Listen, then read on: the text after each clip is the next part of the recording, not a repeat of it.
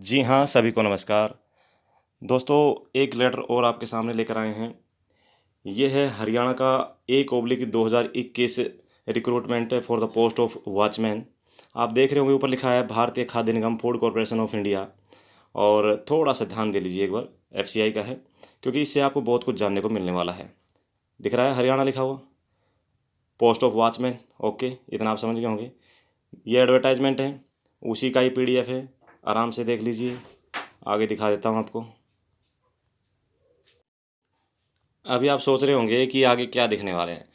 आगे दोस्तों ऐसा है कि एक जो पॉलिसी आई थी 14 जुलाई 2021 के हरियाणा की तरफ से, कि जो कोटा है एक्स सर्विसमैन और डिपेंडेंट उनको एक बार ही मिलने वाला है। चाहे ग्रुप में मिले एक बार, ग्रुप सी में मिले, चाहे ग्रुप डी में मिले। अगर डी में मिल गया तो सी में नहीं ले सकता, सी में मिल गया तो बी में नहीं ले सकता।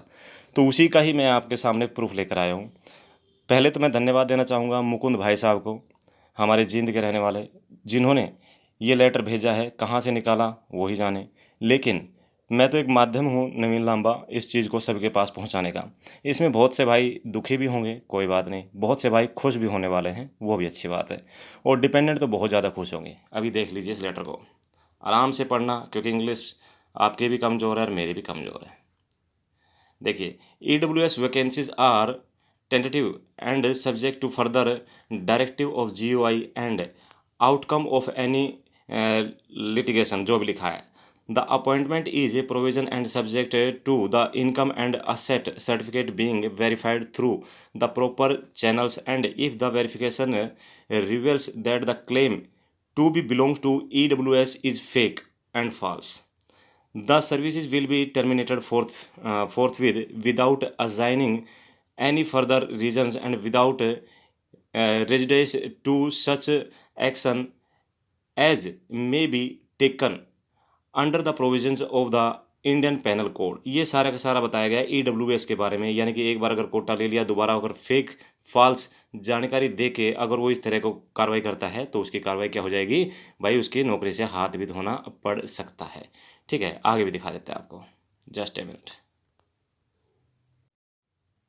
ये पूरा का पूरा था EWS के बारे में। अभी इसमें फौजी का कहाँ आया भाई साहब, एक्स सर्विसमैन का। ये है, जस्ट ए मिनट देखिए।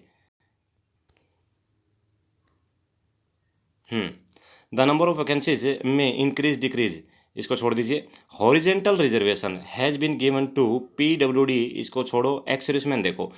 Horizontal reservation has been given to ex serviceman category disabled और otherwise and dependent of personnel killed in action. समझ गए होंगे पूरी बात। Okay, ex serviceman who have already secured employment in civil side under central government in group C and D post on regular basis after availing the benefits। यानी कि चाहे group या सी या ग्रुप डी पोस्ट में regular basis पे कोई भी आपने अवेल कर लिया है बेनिफिट आपके रिजर्वेशन का, of reservation given to ex serviceman for their reemployment are not eligible for fee concession और क्लेमिंग बेनिफिट्स ऑफ रिजर्वेशन। समझ गए?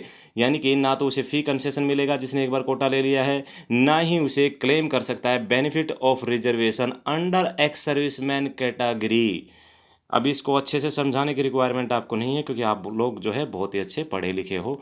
ये भी एक बहुत ही खुशी की बात है कि हम जो इस टाइम में अभी रह रहे हैं उसमें हमें अंग्रेजी पढ़ना सिखाया गया था 6ठी क्लास से, लेकिन बहुत सारे ऐसे हैं जिन्होंने पहली क्लास से भी सन 2000 से पढ़ना शुरू कर दिया था अंग्रेजी। ओके, कोई बात नहीं।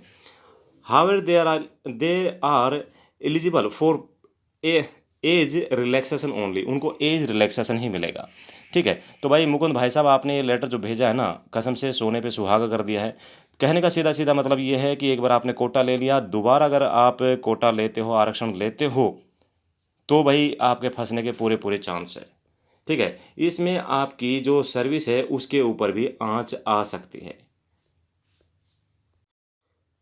और जैसा कि मैं पिछले एक वीडियो जो बनाया था उसमें ऑलरेडी बता चुका हूँ, जैसा मुकुंद भाई साहब की तरफ से हमें बताया गया था कि इस बार जो आपका DV होगा उसमें आपके आधार कार्ड के बेस पे आपका पूरा बायोडाटा निकाला जाएगा। उसमें आपसे एक एफिडेविट लिया जाएगा कि आपने सिविल में कहीं भी हरियाणा के अंदर कोई भी सरकारी जॉब या दिल्ली सेंट्रल गवर्नमेंट में या किसी अन्य स्टेट में सरकारी जॉब अटेंड नहीं की है, वहाँ अपने आरक्षण का फ़ायदा नहीं लिया है, ऐसा एक एफिडेविट दिया जाएगा, जो कि नोटरी से वेरीफाई होगा। इसके बाद में आपके सोल्जर बोर्ड से भी वेरीफाई होगा।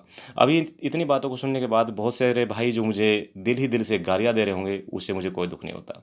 क्यों? दुख तब हो जब आपने एक बार आरक्षण ले लिया है, और मैं बोलता हूँ सॉरी, दुख तब होगा आपको जब आपने एक भी बार आरक्षण नहीं लिया है और उसके बाद भी आपको आरक्षण ना मिले। आपको तो खुशी होनी चाहिए कि एक बार आप आरक्षण ले चुके हो और अन्य किसी भाई को भी दोबारा उस लाइन में यानी कि आपके पीछे पीछे आने का मौका मिल रहा है।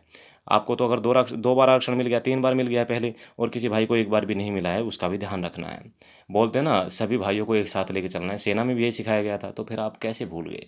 सेना का मतलब है इंडियन आर्मी, नेवी और एयरफोर्स, सभी हम सब भाई भाई हैं, हम सब भारतीय भाई भाई हैं। तो कैसे हम भूल गए कि हमारा कोई छोटा भाई बड़ा भाई भी इस लाइन में लगा हुआ है। ओके, थैंक यू मुकुंद भाई साहब, बहुत बहुत धन्यवाद। इस तरह के जो लेटर्स आते हैं प्लीज़ हमारे पास रेगुलर भेजते रहिएगा। Thank you. जय हिंद, जय भारत, वंदे मातरम। सभी का भला हो।